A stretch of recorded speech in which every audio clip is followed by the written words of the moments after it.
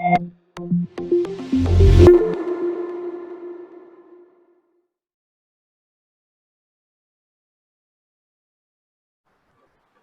let me just give a quick heads up about our speaker. Hey guys, first of all, thanks everybody for joining in. A very good evening, and we again have a very interesting speaker and a very interesting topic. I mean, I would say need of the hour. So we somehow we got his time as well. So we have Abhishek, a very good friend. So currently he heads the customer experience at Future Ready. So what is Future Ready? Future Ready is actually part of. It's not important. Future Ready is not important for this talk. Yes, it's okay. So, but yeah, so they're into insurance and stuff. So where he tries to help them out. And apart from that, he was heading design at various other companies like Craftsvilla, Webroot, and so on. But the interesting aspect here is the mix of his likes and dislikes and his passion, right? So Abhishek comes from a civil engineering background.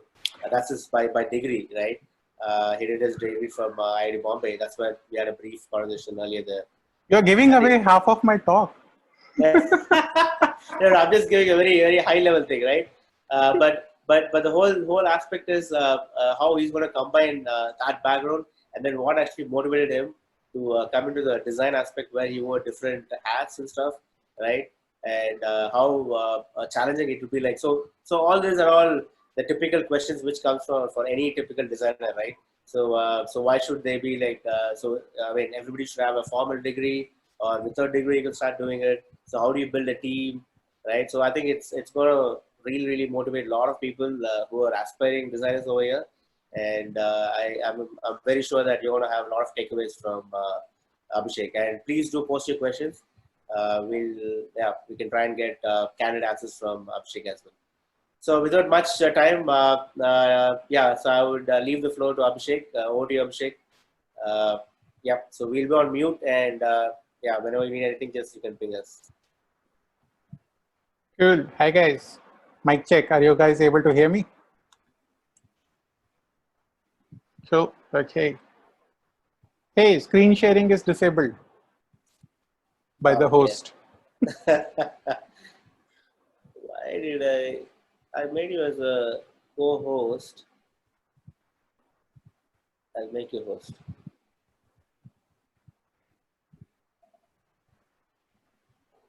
Yeah. Is it good? Yep. Okay.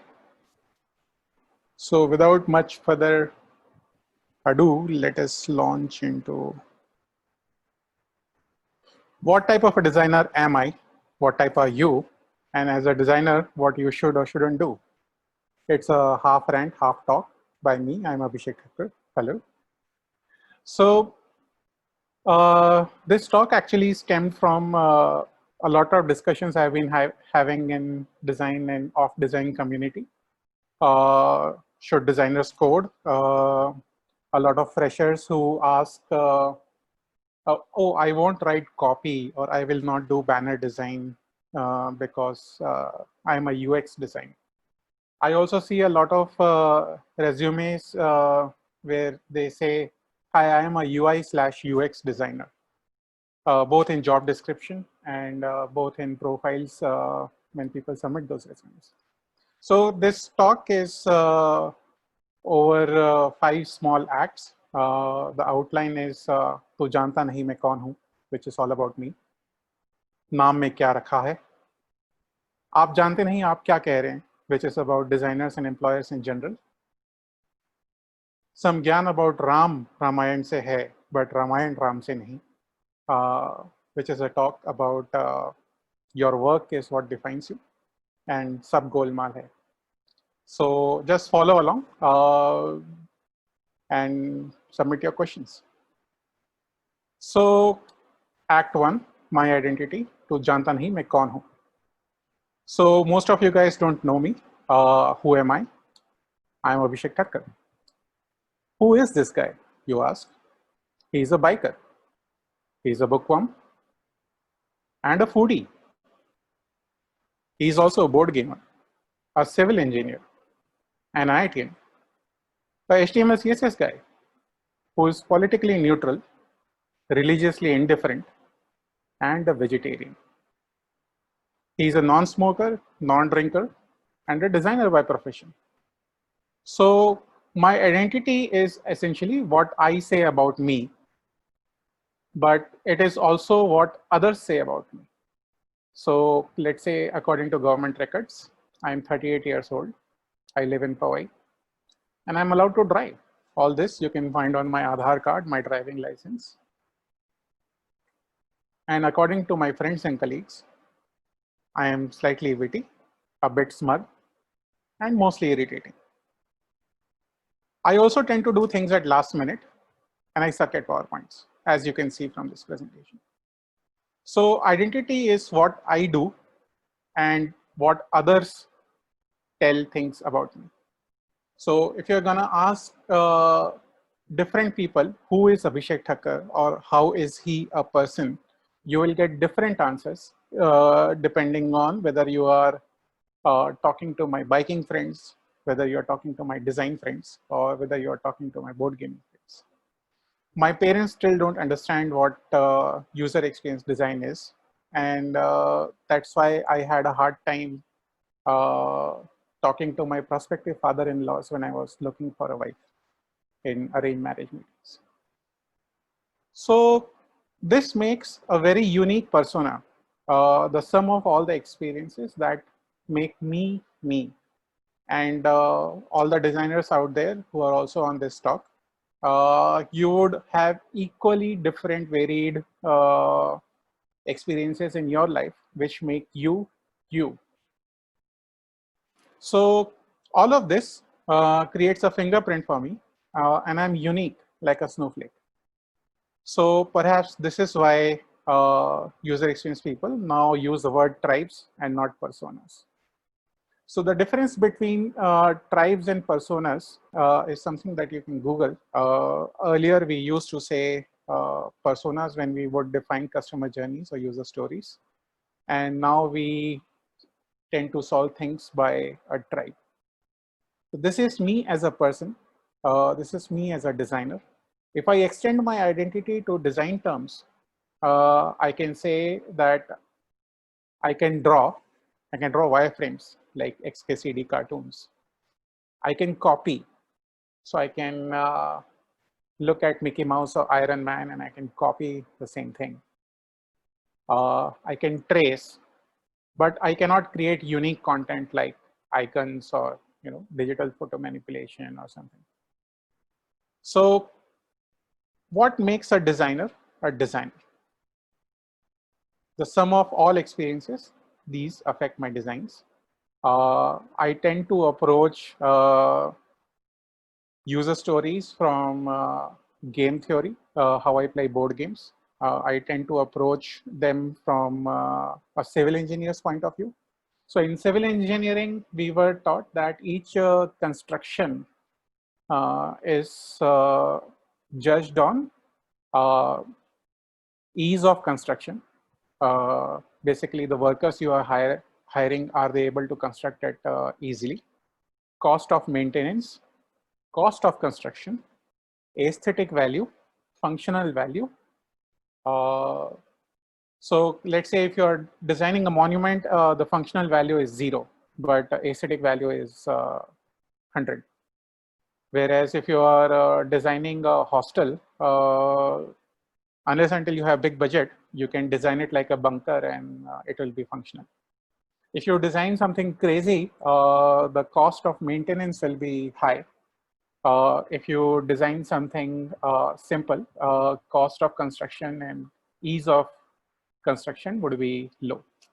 So each project in civil engineering is judged on all of these 5 different factors. And I think each project we make, even as software designers or user experience designers, should be judged along the same way. Does it fit? Can coders code it easily? How difficult would it be to maintain that code or the design information architecture in the long run? Things like that. So some of my experiences affect my design, and some of your experiences will affect your thinking process. That's sort of a mini act one. Now you know who I am. We come to a small talk about नाम में क्या रखा है, and this is mostly interactive. So is there a way that people I can see chat? Just one sec. Let me explore.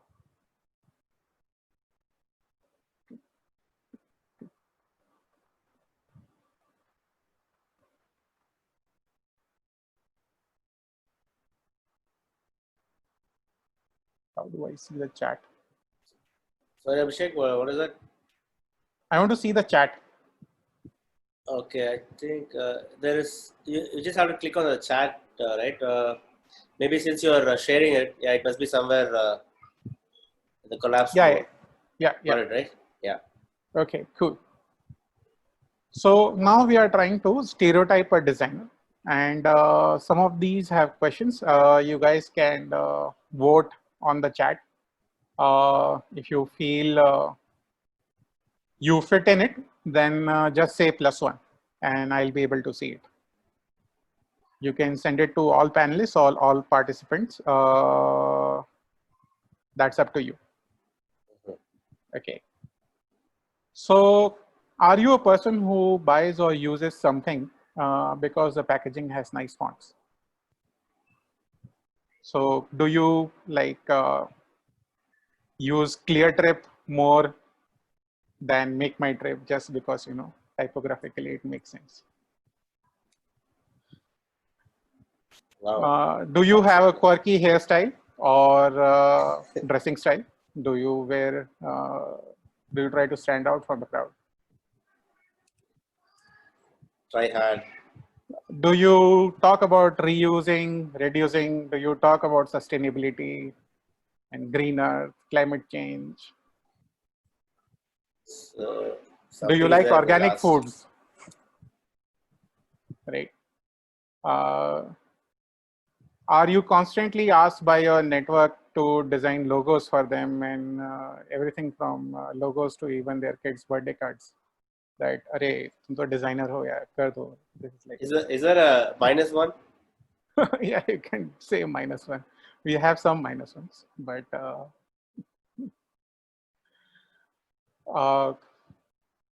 do you wonder what product managers even do? I mean, like, because as user experience designers, we do all the stuff and they take all the credit. So do you wonder at times why the implementation doesn't match your design? Because you would design some pixel perfect, nice thing, and what the developers eventually come out with is, Yes, always. right? Do you get irritated by James Cameron use of Papyrus font in the logo of Avatar? That's actually news for us. Oh, you should see. There's a big debate about it. And do you cringe every time you see Comic Sans?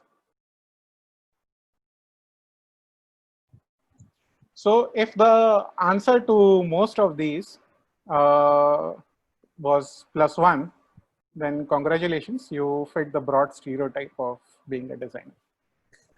So, so नाम में क्या रखा है? आप designer तो हो. At least the perception for outside world is that you are a designer. Now we come to Act 3, which is आप जानते नहीं आप क्या कह रहे हैं. And this is for designers and employers both, because, you know, it's only words, and words are all we have to confuse you or take your heart away. So have you seen this kind of job description? It will have lot of things in it, talking to stakeholders, conducting user research, and then suddenly you'll see knowledge of HTML, CSS is a must. And the designer should be good in PHP, Ruby, Python, like some other hot language, right? And when you eventually start working for them, it usually loosely translates into 20% of the time you are making high fidelity wireframes for high fidelity mockups from wireframes which some product guy already did. 70% of the time you are making banners for marketing and social media, and 10% of the time you are helping out HR and making internal posters and banners. So if this has happened to you, then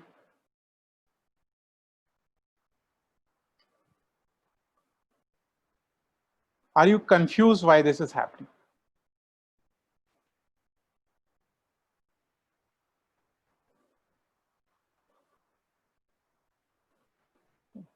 Yes. If you are confused, then the employers are even more confused than you. And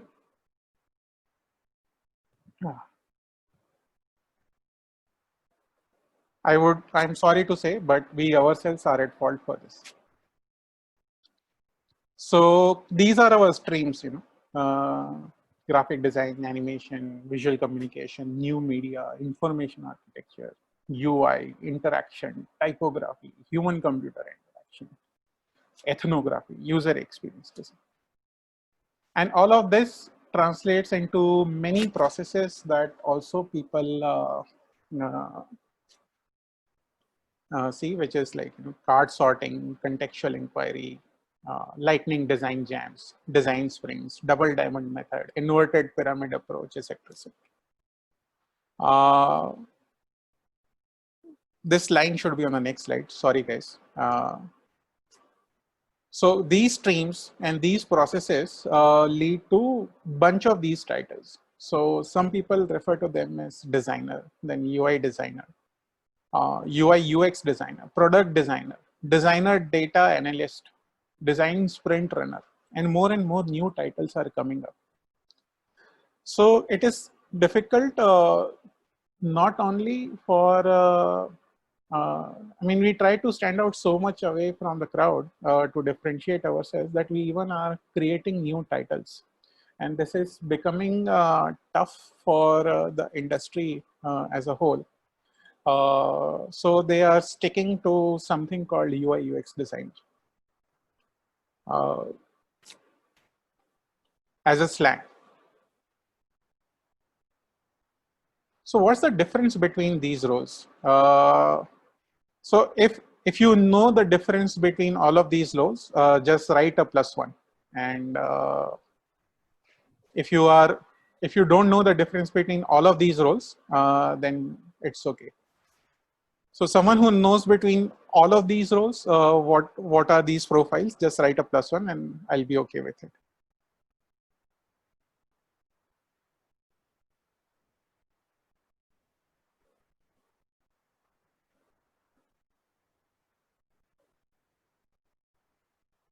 Okay, so I don't see a lot of +1s. Yeah, the people are scared. People are scared. Okay. So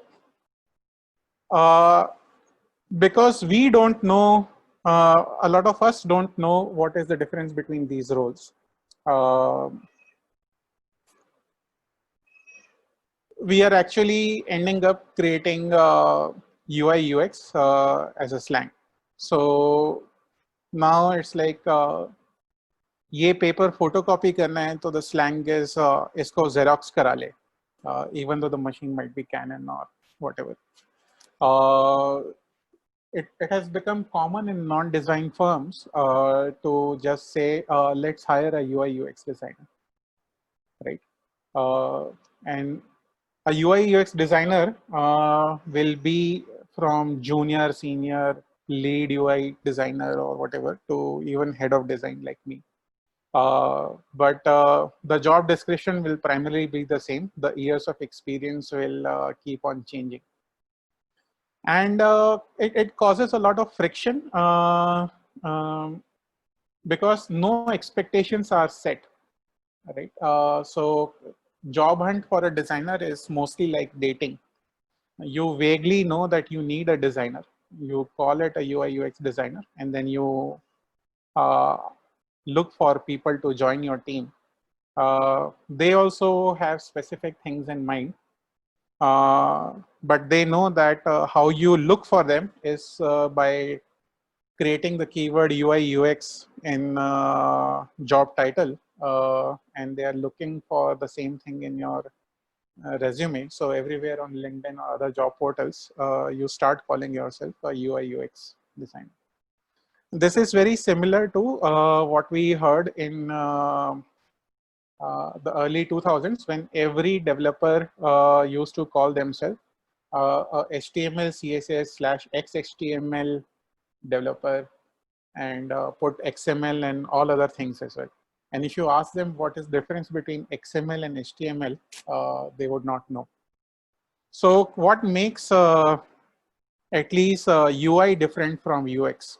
If you know the difference between UI and UX, just write +1.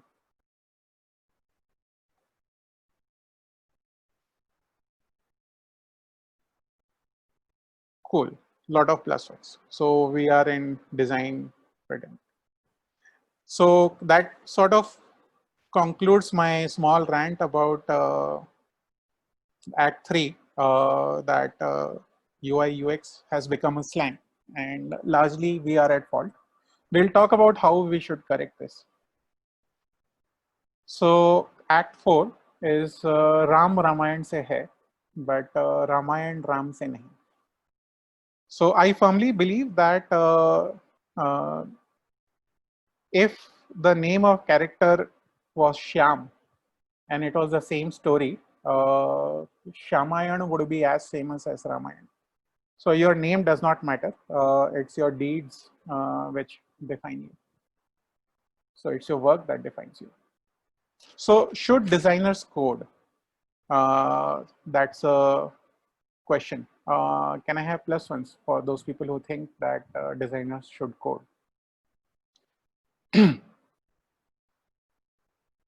Okay. Some people think, yeah. Good. Should designers present 3 options to people so that they can pick the best one? Oh wow, we got a depends. I love it. Right? Should designers work for portfolio? If some client comes and says, अरे ये आपके portfolio पे अच्छा लगेगा, देखो कर दो. Oh, I see some +1s. Good interns, man. Are designers an extension of a product manager's will? Should they be treated as, the flow is designed by a product guy, and then you execute their will by, prettying it up? Cool. And how do you differentiate between a junior and senior designer? So anecdotally, I will just share what my Professor Anirudh Joshi told this to us in our last class for HCI. I see my batchmate Shalaka here. Probably she'll remember it. This was a question that I asked him, that what's the difference between a junior and a senior designer? Because now about 14 years into the industry, and the last 9 of them as a designer, I at times find myself doing the same stuff that I was doing and just getting slightly better at it. So what defines a junior and a senior? So so the prof told us a junior designer, when he sees a project, his gut tells him that he can do it in 4 days. So he tells the client 4 days, takes 8 days to do it. The client receives the project 4 days later, so he's unhappy. and he pays only for 4 days. So the designer is unhappy. And a senior designer, when his gut tells him it will take 4 days, he tells 16 days, delivers in 8 days. So the client is happy that he got it 8 days early, and the designer is happy because he got paid for 16 days. So it's all about expectation management. That was sort of his mantra. So we'll go over these questions again, and I'll tell you what I think. They may or may not work for you, but this has been increasingly my opinion. So should designers code? I believe yes, a little bit to make your prototypes clickable at least, and test them out. Should designers present 3 options? The answer I was looking for was also +1 or depends. Sorry, -1 or depends. I don't believe in 3 options. I believe that something I do is right. And my mantra is strong opinions loosely held. So if you are making a backup, this is another mantra that I developed over the years, that don't plan for a backup. If you plan for a backup, then you yourself think your first design is not great. Right? So if you are presenting 3 options, they should only be in a case when you are not sure of validity between the two yourself. But if you strongly feel that something should be the way it is, then present it that way. Should you work for portfolio? No. A lot of us are working for free or freemium. Charge every time. Even if it's a friend who's asking you for a logo, charge a nominal 11 rupaye as a shagun, but charge. Get into the habit of charging. Make some money for yourself because all our softwares, all our hardwares, they are not cheap, right? A Mac costs something like 1.5 lakhs. Sketch costs $99. If you are into the Adobe thingy, then it's nearly $25 a month. That money has to come from somewhere. So stop working when someone says this will be good for your portfolio because they are going to make money from it. Don't work for free. Are designers an extension of a product manager's will? Only if during the hiring, the expectation was not set right. So we come to what is user experience anyway. So what is user experience? As a coder, as a civil engineer, as a gamer, I feel a lot of things define the experience. As a foodie, let me give you a food metaphor quickly. So you experience food by taste. That's the most natural way to do it. But you also experience it on Instagram by looking at photos. So visually, you can smell it. If it's usually hot foods, they give out aroma.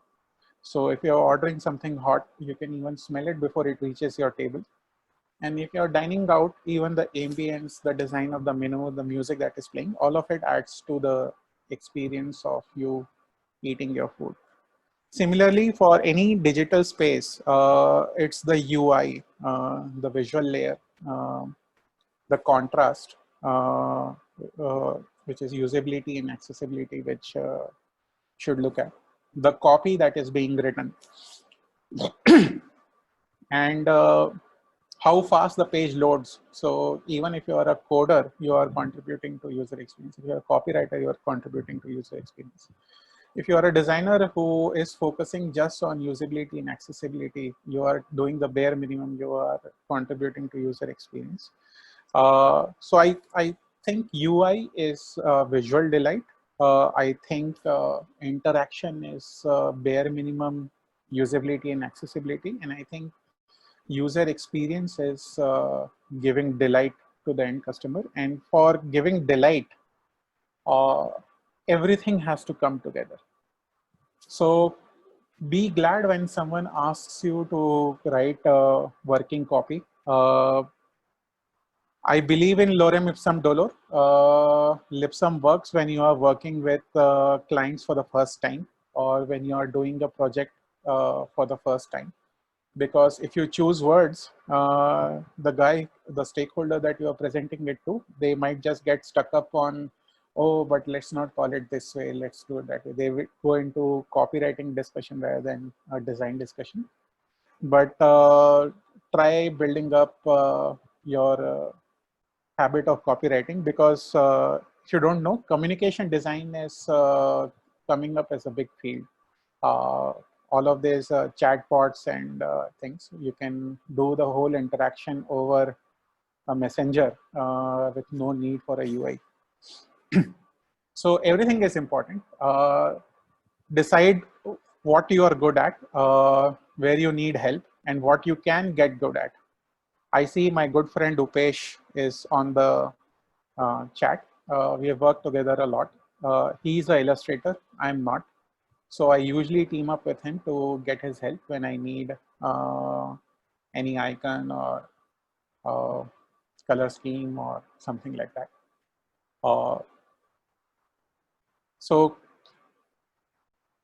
what you should ask in a job interview. When you go out to, when you go out for a job interview, be very clear on what you want to do in that company. These are trying times because of Corona. A lot of people have been laid off across the industries. And right now, it just might look to you that any job is a good job so long as it pays salary. But trust me, in the long run, for your internal happiness, try being very specific about what your role would be when you join the company.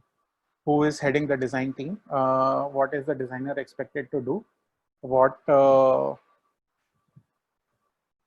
would be your end deliverables? Be very sure. Be very upfront about what you can and can't do. Especially because in user experience as a field, we have people coming in from psychology, we have people coming in from art, we have people coming in from technology. All sorts of people become user experience designers, and don't be afraid to say that, yeah, I can't do this, but I can get this done because I know the places where we can get this. So when you should hire a designer, this is for employers. A lot of employers also just hire designers because they think they need one, but they don't. I regularly tell startup guys that don't hire designers just because you want to make something cool. You can make your logo can be just a font that you chose, and you can start your minimum viable project with it. Only when you become famous, because you have 100 working customers or 100 paying customers, then you can go into a rebranding process and invest. So when you should hire a designer, that is when you have budget. So don't go to designers to say, this will be good for your portfolio, or pay them cheap. Pay them what they are working for. And what you should expect when you hire a designer.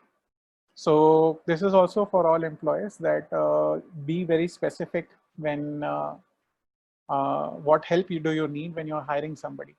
If you're looking for someone to do graphics and banners, don't list it out as a UI UX designer. Don't disguise it. Plan for 90%, not for 10%. If you hire a UI UX guy and if you hire a UX guy and tell them to do graphics 90%, they will be disappointed and it will show in their work. But if you hire a graphic guy and allow them to do UI 10% of the time, they will be happy because they will see that as a career growth. So when you are making job postings, be very clear on what are the roles and responsibilities. And similarly, when you are sitting in for a job interview, ask the person interviewing you to define it for you. So roles and responsibilities, upfront communication is the key for long-term relationships. So figure out your Ramayan so that you can be the Ram in it. If you sign up for Ramayan and end up being whatever Jatayu, then you'll only be remembered once in a while. Which comes to the last short part, Act 5, sub goal marking. Fake it till you make it. Everything is a remix. So I'll tell some truth. I started my career as a pirate. So I didn't know how to do design. All of these guys were very good at it. Dhayan, Shalaka, Chakri, all my other batchmates who are here. I didn't know jack shit about Photoshop or stuff. So I started my career by copying people from places where they were not going to look at. So if I was working for an Indian customer, I will pirate, I will copy the design from a Russian website or a Japanese website with Google Translate. I will try to figure out how they are organizing things. I would copy because I was not good at it, and I learned a lot by copying. So in today's date, we use this word inspiration a lot. Is inspiration just better dressed piracy? If you agree, then write +1. When we say we are inspired from this design or this flow, are we just doing piracy? Okay, so most people agree. Is there more than just one best way of doing things? So can a flow be copyrighted to an extent? Like if Amazon has a checkout flow and they are reasonably good at it, is there harm in copying it? Do you copy someone else's flow? If you do it, then say +1. Do you copy someone else's icon scheme? Yes, then say +1. And do you copy someone else's color scheme? Yes, of course. We take inspiration from color palette. So where does copying start and where does copying ends? What copy is ethically right and ethically wrong? Because eventually we are working on the same guidelines. Apple, Google, they publish the same guidelines. It's the same top bar, same bottom bar. They are recommending to use the back arrow to go back. And they are recommending a certain icon style, icon language to go for. Everything is becoming more and more standard nowadays. So where does copying start and where does copying end? I'll give you another truth. As Diane already told at the beginning of talk, I don't have a formal design degree, right? But I want to know how many of you guys on the chat are design eclaviers.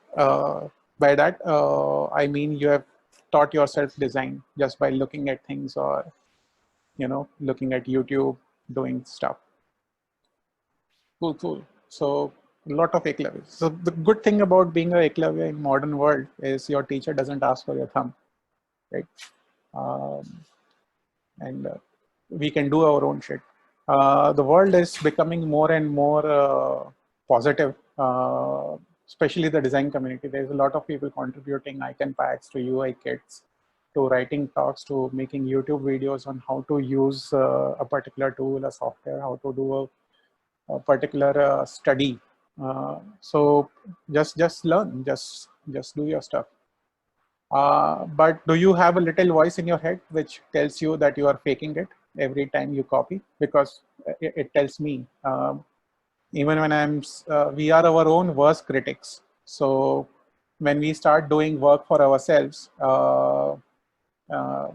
maybe even organizing our own portfolio, we always feel we are copying from some other guy or some other person. If there's a little voice in your head which tells you that you're faking it, just write +1.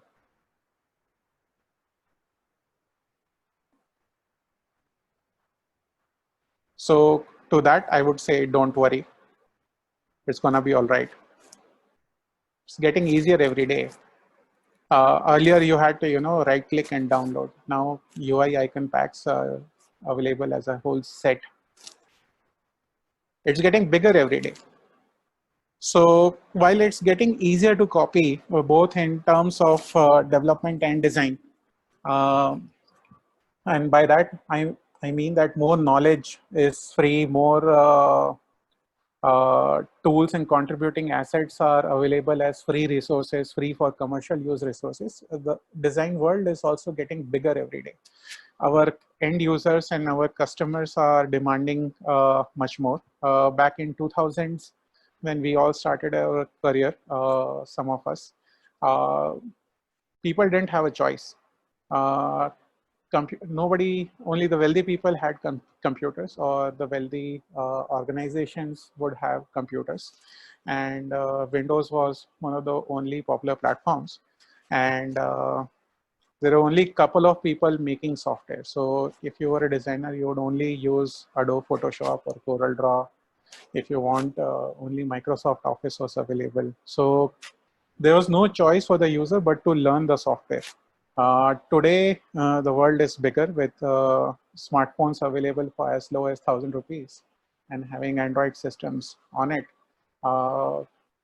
More and more software companies are competing, and because of that competition, the average design sensitization of an end customer is higher.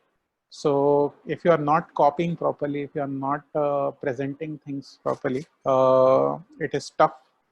It's getting tougher and tougher to please them. Similarly, our world is expanding with things like communication design, with things like AR, VR.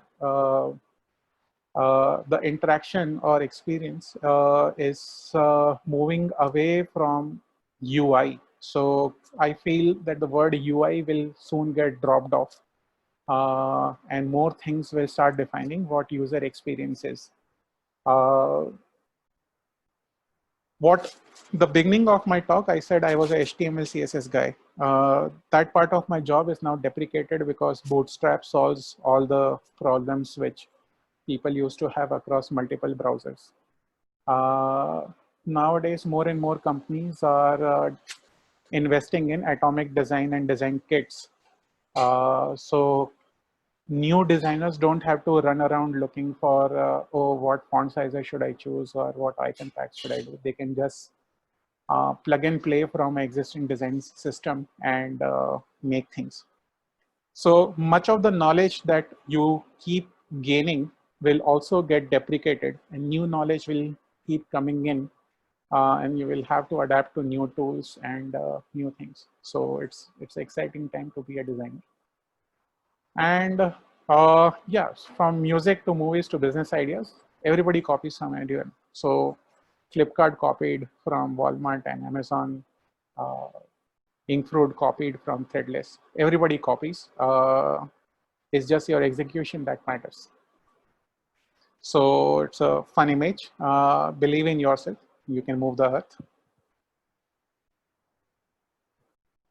And last short, sweet slide about best practices. Give credit where due. If you're copying from someone and they have kept it free as commercial use or credit attribution, give credit where due. It will come back to you. Karma works. Don't be afraid to ask for help and contribute to the community. Most of the times, designers are happy people. If you say, hey, I want to use part of this in my project, they will mostly tell you, okay, you can do it. Fake it till you make it. I still fake some of the things that I do at my office, but I'm faking it less and less, much lesser than when I was faking it when I began my career. Learn constantly, fill your gaps. So if you heard any new word in this talk, be it communication design, double diamond approach, lightning jam, or whatever. Just Google it so that next time you come across it, you can type a +1. I mean, there are YouTube videos about all of these things available. You don't even have to go read a book. Be passionate always about what you are trying to do. Otherwise, it reflects in your work. This is also similar to cooking, right? So if a cook is angry while cooking, the dish doesn't turn out right. Same holds for designers, at least for me. Always think about the user. The person who's paying you does not matter. Their opinions do not matter. I had a good friend, Kiran. I don't know whether he's on the chat or not. I use his line a lot when I am talking to my stakeholders. I say I am a design doctor. You are allowed to tell me you have fever and I will treat you. You are not allowed to tell me I have fever, give me paracetamol. So this particular anecdote, copyright Kiran Kulkarni. I don't know whether he's on the chat, but yeah. Think about the user, not about the guy who's paying you to do the project. And it will be good for both you and the person who's paying you. I would also say that functional mediocrity is better than cool yet faulty. So if someone, any client comes and says, oh, no, I want a Amazon where, you know, A to Z का वो arrow जाता है, it says हमारे पास सब कुछ है. I want a logo which is cool like that. Or let's have a cool onboarding process to get user growth. Just tell them that version 1 is better than version none. So get your product out, because it's your product's Ramayana which will make it Ram, and not the other way around. So now Amazon is famous because they have good customer-centric delivery, returns, and other best practices. They are not famous because of their logo. So it's the UX of Amazon which makes Amazon Amazon, not the logo. So get your product out. Your users will tell you whether it's good or bad, and you can iterate from there. Lastly, everything is a remix. So for that, I would just say there's a 2015 documentary by Kirby Ferguson, which is on YouTube and all the other places. It will remove any doubts that you have in your mind that remixing is bad or copying is not cool. You can just watch the documentary. You'll thank me later. That's the end of my talk. Thank you. Wow, that was one of the most candid presentations we had so far. I think most of the folks were must be bursting out of laughter as well. At least I was laughing at various points. So yes, I think we have like 7 minutes. Let's see if you have any questions. Otherwise, I have a bunch to cover. Okay, the first thing which I was when you said remix, so I see that where you say that most of the designers, they have to wear multiple hats because yeah, it's not just a one stream, right? But then there's another contrary where you also say that there's large companies like, let's say, Google and Microsoft, where they have a lot of money, so they have exclusive roles for motion graphic designer or communication designer or content designer, right? So what's your take on that, like? So my take is also what I answered in middle, that your expectations should be set. Mm-hmm. So getting into a job is, getting married to somebody, even if only for a brief while. So okay. If you're joining a Google or a Facebook or any of these big companies, you would know that your projects are going to take some time before they are rolled out. Mm-hmm. They would go on, and you would probably be a small part of a big team. Mm-hmm. Right? Whereas if you, let's say, join a startup, you would probably be the only guy at times till they have enough money to hire or build out your team. Mm-hmm. So be very sure what you are getting into and who you are getting into bed with. Okay. Right. So long as they say that, oh, well, you would be doing this, and you are okay doing that. It's okay. Consent is the key. So I have had batchmates who work for, let's say, all the big oil companies where they are paid lakhs, but their starting job is sweeping the oil rig because that's how they come to know what the oil rig is all about. Wow. Okay. Uh-huh. So they're training the first 4 months. They are washing it, cleaning it, doing all the grunt work. So there's no problem doing the grunt work. You learn from everything. Okay. Okay. We have two open questions. So first open question is what to say when you're asked how long you need to implement the design. It might be less than set time or more. I would say always caution on the side of more. If your gut tells you something, just multiply by 2 and start that as a negotiation point. Over time, you would know how strong your gut is. So back when I started, if my gut used to tell me 2 days, it generally took me 5 days. Nowadays, I'm getting better. If it tells me 2 days, I can usually do it in 2.5. But even after 9 years, it never takes me 2 days when my gut tells me 2 days. So always ask for more time. Can UX researcher become a UX designer, or what do you suggest for a UX researcher? So UX researcher is a very niche category. A lot of people have opened up their own firms.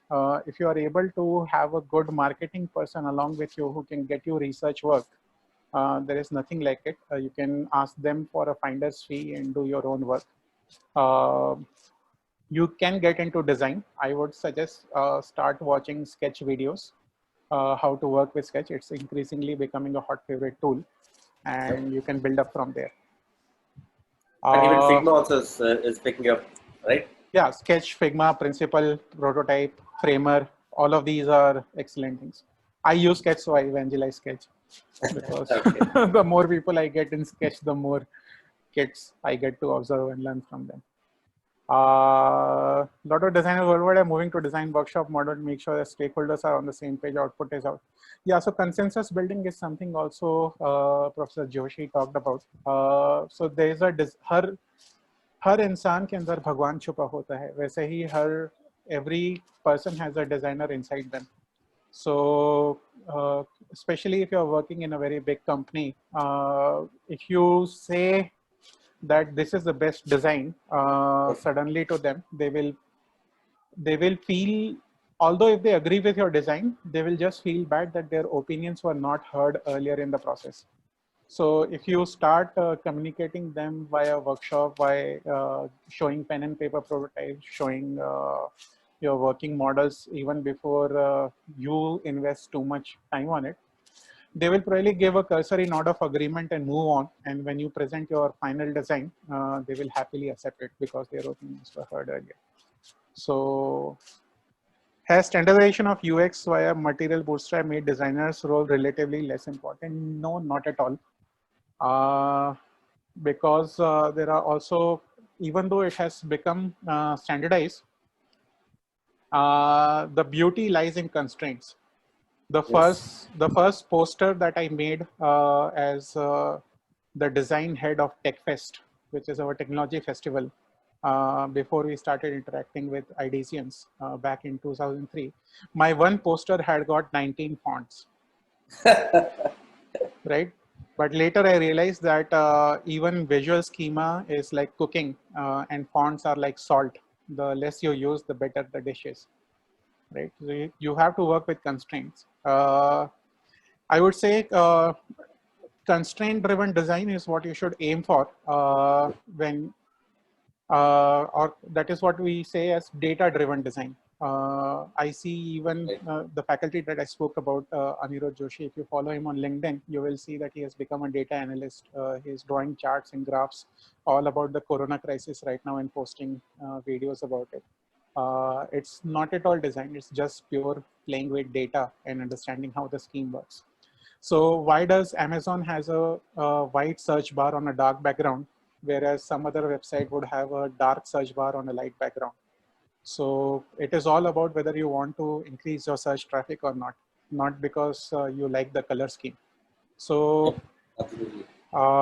I see a lot of people who reimagine WhatsApp or reimagine this as part of their portfolio, but it's always easier to judge externally why somebody did a particular UI or flow in some fashion. You don't know the technical and other challenges inside. So do data-driven design, do constraint-driven design, practice doing it, and you'll find aha moments even in standardized forms. Yep. So before you take another question, I think we're almost time. Just one last question. So, what's your secret of hiring? My secret of hiring? Yeah, my secret of hiring is someone who can compliment me. So so I do alternate hiring. My first hire is always somebody who can complement my skill set. Basically someone who can illustrate well or do some things better. My second hire is always somebody who's my replacement so that they can work when I can go home or take a leave. And then the third would be the replacement of first and so on and so forth. So yeah. Super. Cool. So yeah, just one last closing thing. So, so do you still think that you had a slide where it says that employers are still confused, right, when they're trying to hire design? So which even I totally agree. So do you think it's because design is still top down? Yes, employees are still confused because we are creating new words and we ourselves are using UI UX as a slang and we are not clarifying things when hiring or when applying for jobs. So I think we together all as an industry would need to work upon that.